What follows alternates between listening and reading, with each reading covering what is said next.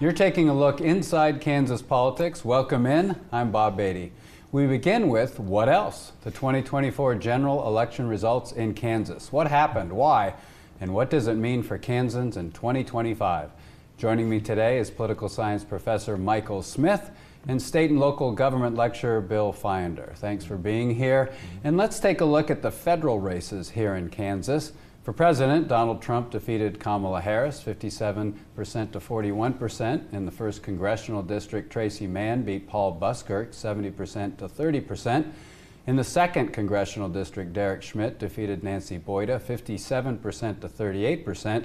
And in the 3rd Congressional District, Democrat Sharice Davids beat Prashanth Reddy 53% to 43%. In the 4th Congressional District, Ron Estes beat Esau Freeman 65% to 35%. And before we get into the details with these two gentlemen, I wanted to show one more graphic because we're going to be talking a bit, I would assume, about the presidential race, which is this graphic here. It's the list of former vice presidents who unsuccessfully ran for president. Alvin Barkley in 52, Richard Nixon in 60, Hubert Humphrey in 68, Gerald Ford in 76, Mondale in 84, it goes on, Dan Quayle in 2000, Al Gore in 2000, Mike Pence in 2024, and now Kamala Harris in 2024. Of course, we know Richard Nixon later did win, and later Joe Biden won after being vice president. But I was just struck by that list. It's almost like three strikes against you if you're VP and you decide to run. But Donald Trump wins Kansas by 17 points. But in Johnson County, Kamala Harris wins by 8 points, but Sharice Davids, the Democratic congresswoman, wins by 14 points. Michael, let's start with you. Why did Harris, Harris did well in County, but why did Sharice Davids overperform? She actually got 6 more points than Harris did in Johnson County. So Sharice Davids, the only Democrat in the congressional delegation, and yet she continues to win up in the 3rd district. Sharice Davids is relatively young for a member of Congress, but her politics is pretty old school. Yeah. She will go door to door in her district. She will do the work day, where she'll actually work with UPS workers and so on and so forth, put on the uniform and everything, not just a photo op. And her politics are very much based on the district. And she said many times during this and previous campaigns, I will vote against my party leadership if I think it's bad for my district. She even went so far as to get Alexandria Ocasio-Cortez's chief of staff fired several years ago after he attacked her for being too moderate. So she is a district-based representative. And she also, the other thing is Johnson County is changing, like you pointed out. Kamala Harris is the 2nd Democrat now since Woodrow Wilson. Joe Biden was the first to win Johnson County. So it's already trending blue. But I think the fact that even with those 3 rural counties added to the district by redistricting and half of Wyandotte County taken out, that it didn't even make a dent in her reelection margins is also affirmation of her very district-based approach. Yeah, and obviously we'll get to the Republicans later. But Bill, your take on that? I'd have to echo what Michael's saying a lot with one little twist. She's not extreme, and she meets people where they are, and you explained that beautifully. And the geography, it's an urbanizing area. Don't discount that. Yeah. You have people moving. This is a growing area. This is a growing urban area. Even though they took in some outlying counties. And so that's going to play more to these views. But having her, I think she's pretty good on the business-friendly side. I think people know what to expect with her. Yes, doing these things on the ground, again, meeting people where they are, not being extreme, and the growing urbanization. I think those are all playing into her success there. Yeah, and I think what she does very effectively is figure out how to communicate what her brand is. I think she does it better even than many national Democrats. So take a look at one of the ads she ran and how she addressed the issue and the criticism of Democrats on inflation. The Price Gouging Prevention Act. It's a mouthful. It's meant to put more food on your table and keep more money in your pocket. I'm Sharice Davids. Increased grocery prices, sometimes with less in the package, are hurting Kansas families. It's called greedflation, and I'm working to stop it. I approve this message. From stopping price gouging to capping drug costs like insulin at $35. Helping Kansans cope with high prices is my highest priority. Yeah, so, you know, Democrats and Joe Biden and Kamala Harris and a lot of Democrats were criticized. Oh, you know, the prices are high, inflation is high, and I never was really sure what their answer was. But then Sharice Davids, in 30 seconds, was able to say, well, yes, it is a problem, and here's something I'm specifically doing about it. And she even reframed it into sort of an attack on corporations, which I thought was clever. So, you know, I think Sharice Davids has been very effective in the 3rd District, and that's indicative of her results. When we come back, we'll take a look at the results from the state legislative races.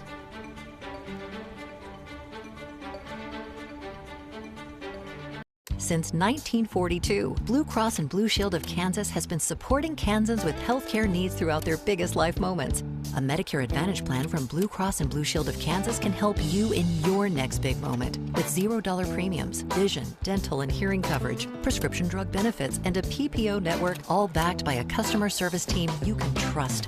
We'll be there for you because we were likely there for you on the day you were born. There for your first day. There for your scares and celebrations. And we're here for you now. One thing that has stayed constant is our coverage for Kansans. Switch to a Medicare Advantage plan from Blue Cross and Blue Shield of Kansas today.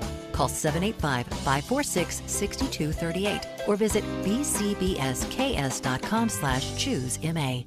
My wife and my son and I were in my truck, and 2 vehicles got in a wreck in front of us, and we were collected into that wreck. There was no surprises with Matt. He's got everything lined out. I could not recommend Brett's injury law enough.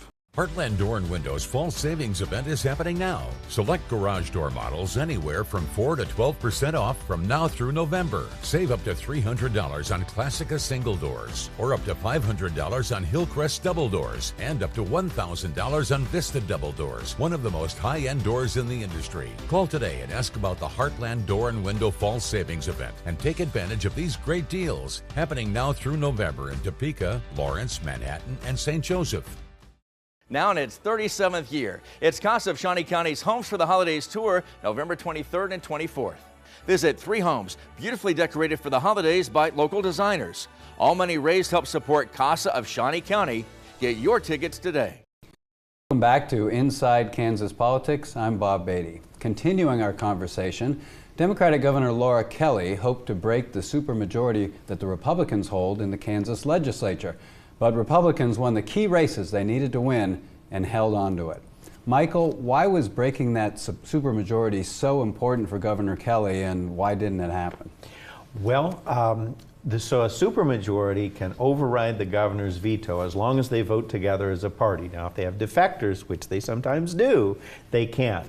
But this means that if the Republicans stick together as a party, they can pretty much do what they want, even with a Democratic governor with a veto. Were the Democrats to have broken that, which, as you pointed out, they did not, then the Republicans to override a veto would need some Democratic votes. And why do you think the Democrats were not able to break it, even though so much money was put into it? The governor formed a PAC. There was targeted races. The Democrats really joined the battle this time around. But in a number of races, I looked at the list that had been targeted. They came close. Right. And it was remarkable, 48-52, 48-52, 48-52, but just couldn't crack those Senate and House races, the Republican-held ones. You know, I'm a bit old-fashioned. You know, all politics is local, Tip O'Neill said years ago. It may come down in part to the individual dynamics of those races. So Senator Mike Thompson, for example, who has promulgated conspiracy theories about elections, He's a former Fox News weatherman, and he has extraordinarily high name recognition because of that, much more than most state legislators do. Kelly Warren in Johnson County, who's actually pretty conservative. She ran as a candidate for Attorney General in the primary, pretty conservative a few years ago. But she positioned herself closer to the governor on school funding, which the governor didn't entirely agree with, but it seems to have worked. One more thing about Johnson County specifically. Again, Harris did win it. It is trending blue, but there are a lot of countercurrents in Johnson County, and one of the biggest ones that Bill and I have talked about is called Not in My Backyard. Prairie Village, a suburb that's now voting blue, has rejected more apartments and auxiliary dwelling units to bring the housing costs down, and Lenexa recently rejected permitting for a homeless shelter. So there's still a lot of stay off my turf. So I wouldn't call Johnson County liberal exactly. Yeah. Bill, why do you think the Republicans were able to be successful this time around? Great question, because there's a lot of money that was poured into the state to help break that supermajority. Millions.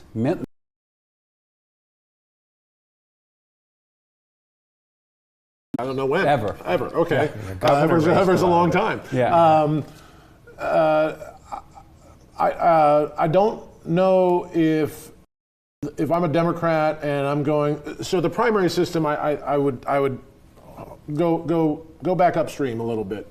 Who are the candidates coming out of the primary system that we have? To get out of that, you've got to be a little more on the extreme side. Are the Democrats putting in a less extreme candidate into the general, which you tend to want to have more moderate. To win the general, you have to be a little more moderate in general terms. So are we getting a fair fight in the general, is what I'm saying. The Republicans are pushing out probably more extreme candidate out of the primary. And maybe so are the Democrats. They get to the general, and there's no way a Democrat can break that when it comes right down to it. And so maybe you're getting voters that aren't giving a hard choice. They're not having hard choices to make with a candidate that, at the end of the day, you have down ballot stuff that, particularly in a presidential election, that's maybe an easier check for them to make when they're not given another choice. So I don't know. The primary system was one thing I was thinking about. Who are the Democrats actually putting out there? And Michael mentioned Kelly Warren, and we're going to see one of her ads, because what some Republicans did was they went negative on their opponent in a very national way, saying, oh, they're radical liberals. Mm-hmm. But then they went local on their positive ads, saying they worked with Governor Kelly and they were bipartisan. So let's see Kelly Warren, Republican from the Johnson County area, and how she did that. I'm Kelly Warren. My husband and I are Shawnee Mission South grads and proud parents of 4 Blue Valley School District kids. I know education is an investment in the future of Kansas. That's why I worked with Governor Kelly to end the school finance lawsuits. Now, our schools have been fully funded for 6 straight years. As your senator and a mom, I'll keep investing in our teachers, our students, and our future. So Kelly Warren was able to do a double whammy. So maybe through the political action committees, they went after her Democratic opponent. I saw the ads, not just in her district, but radical liberal, the dark negative ads. So that cues party identification, but then there's that identification with Governor Kelly, who's popular in Johnson County. So we will get on to other aspects of the 2024 election after this break. For the past 20 years, this community has trusted our in-house crews to install floors all across the area, and we thank you. For the best craftsmanship and overall value, thank Topeka's premier flooring and onyx dealer, Capital City Flooring, where fine quality and service matter most. Win a Barrett M9950 BMG rifle with mount and scope from United Patriot Supply. Register online at UnitedPatriotSupply.com or in person at our Firearms and Ammo Superstore, 5 miles south of Seneca on K63. Drawing is December 15th. Ladyfingers Automotive. Family-owned auto repair with hands that understand your vehicle. Quality repairs done at an affordable cost. When you're in need of service, repair, or towing, remember Ladyfingers Automotive. Let Squeegee Squad make your home shine this year with a professional holiday light display. From homes to trees, roof lines, wreaths, and more, Squeegee Squad will work with you to design a custom lighting plan. They handle the entire process from installation to takedown. Spots are limited, so call now. And be sure to ask about permanent lighting, now available at Squeegee Squad. Spread some cheer without the hassle this year. Call Squeegee Squad today. Let it shine all the time. Squeegee Squad, Squeegee Squad. I was a stay-at-home mom for 20 years, and I wanted to get back into the workforce. I went through Level Up Kansas, so that way I would have a navigator to help me figure out which schools I could attend, and so that I could gain a career without having student loan debt. I went to medical coding because I live in a small town, and that is a need for the community at the hospital. I'll be able to complete college without any loans, be debt-free, and have a fulfilling career. Live, we're in Palm Springs with Cheryl Lee Ralph and Kyle Richards, plus the Ultimate Pickleball Challenge. We're ready for anything that comes our way. Look out!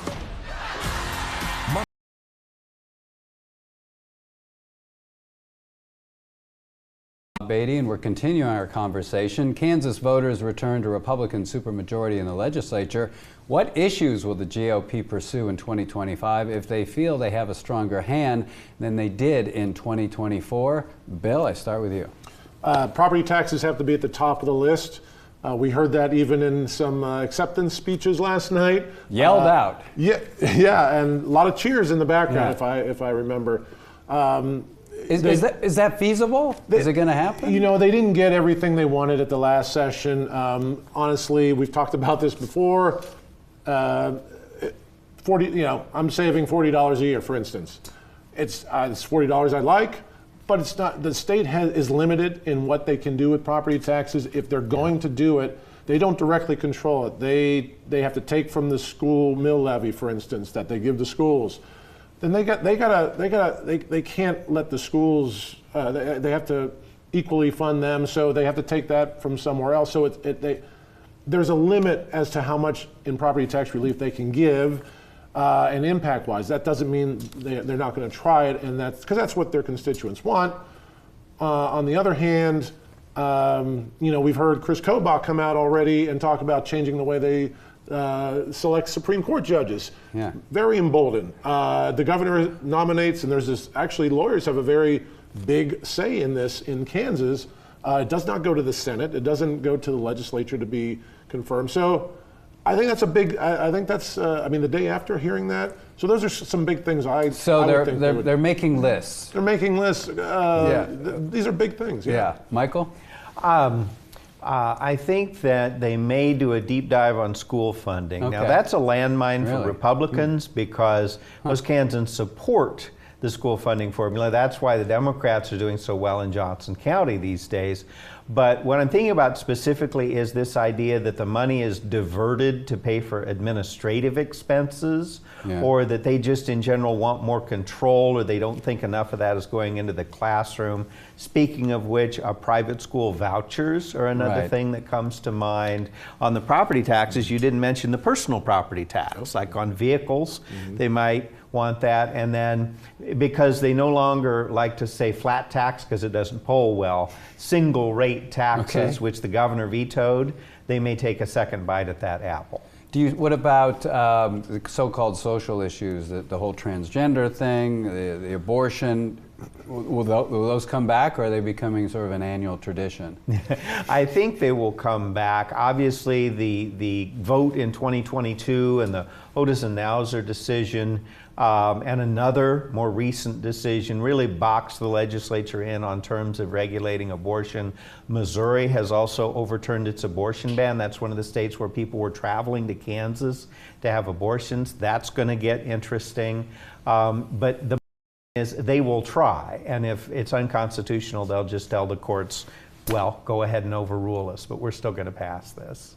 Bill, let's think of let's be positive. Maybe the governor and the legislature can get together on some issues and get some things done. And I'm thinking, if that's the case, is it Is it tax incentives? Are they going to keep doing that? And what new ones could they do? Or is there any new ones? They went for the moon last session. They got pretty close to the moon. Governor Kelly has kind of drawn this line for long-term sustainability, fiscal sustainability. So that's why we mentioned the property tax. There might be a little bit to gain there. But I mean, if you saw the revenue reports, are revenues up or are they down? Revenue came short of what they projected.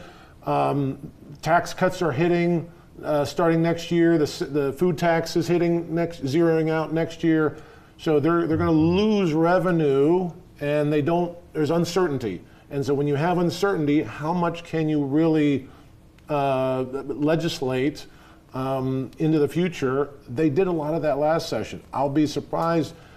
Outside of property tax, I'll be surprised they hit the tax incentive. They're going to look for economic development more, projects, some that we like, some that maybe we don't like, but bringing more revenue into the state will also help. You think we got about 20 seconds in this segment, you think they'll go full speed, the legislature, on property taxes rather than incentives?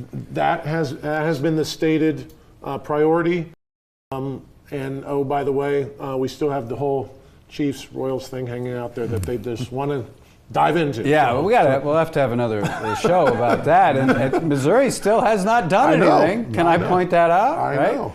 So things are still okay for Kansas. Kansas is still in the ballgame. There are always surprises and interesting elements in every election. So what about 2024 in Kansas? And we'll be right back. You're watching Inside Kansas Politics. Cloud's vibrant faculty and staff provide an environment where students can explore their future and fulfill their potential. We are at Cloud proud of our strong sense of community that's made us the best community college for student success. Are you ready to build your foundation? Join T-Bird Nation. After a car accident, what do you get when you call Devon James? You get one of the state's most trusted injury law firms and a team of attorneys known throughout the legal community. You get the respect that comes with our reputation as trial lawyers, and from our proven record for getting big results. Experience, reputation, results. That's what you want in your lawyer. And that's what you get when you call Devon James. Devon James wins. Call 888-8888. Our local businesses are filled with hardworking, dedicated entrepreneurs who are Kansas proud. Consider shopping these Kansas proud businesses. Businesses like Lux Wellness Studio, Squeegee Squad, and Certified Fireplace and Chimney. Hi, I'm April Lemon, and I have 36 artists that have worked here, so it's more than just me. Glass blowing had always been my dream. I'd always wanted to do it. My favorite part about my job is when I'm blowing glass and I'm interacting with people who've never seen it before. Winter's first snowfall. It's a magical time. The kids are dressed and ready to play. In the living room. Those leaky vinyl windows were a great deal, though. At Renewal by Andersen, every replacement window we install is custom-sized and precision manufactured to fit your home. That means a perfect fit every time. Kick those cheap, leaky windows to the curb. Visit our website to claim this month's great offer and schedule your free consultation. We have Allison Brown. And we have Steve Martin. And we have me. We have an all-new Kelly. Give it up, y'all. Plus Grammy winner John Batiste. Are we doing a duet? Are we doing a duet? Is that what's happening right now? Monday at 3 on 27 KSNT. Welcome back to Inside Kansas Politics. I'm Bob Beatty. What was surprising in Kansas's election results this time around? Well, we're going to start with Michael Smith. I think what was surprising is what wasn't surprising. In an election which does appear to show a lot of movement nationally, Kansans stuck with a lot of things that, for example, Trump's margin over Harris is very similar to his margin over Biden. Yeah. Many incumbents who were strongly contested got reelected. Now, granted, their margin was tiny, but they survived. Derek Schmidt was expected to win in the 2nd district. He did. Sharice Davids got the same margin she did last time.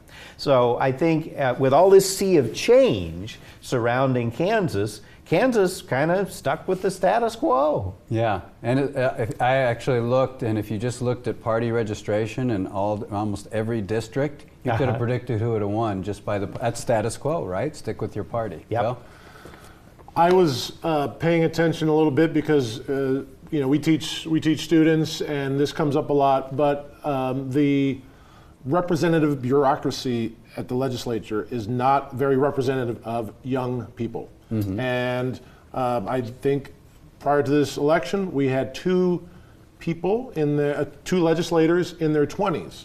It's out of 165, by the way. So you do the math.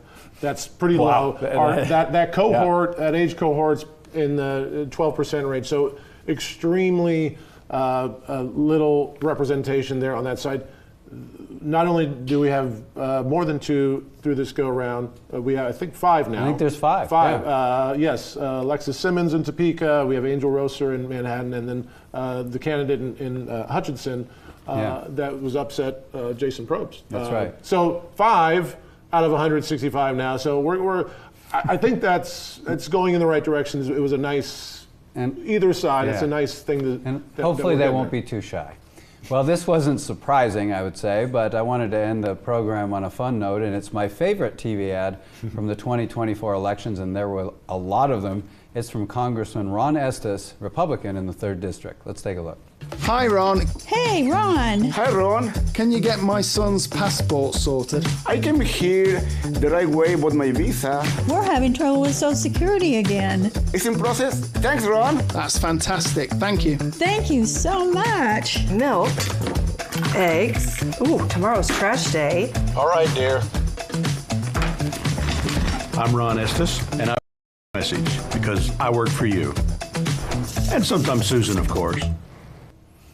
And that's that's the benefit of being in a district where you're probably pretty sure you're going to win. You can run a fun ad when it's neck and neck. They don't encourage that, but at least we had one in this cycle. And so, that was Inside Kansas Politics for this week, and we look forward to seeing you again.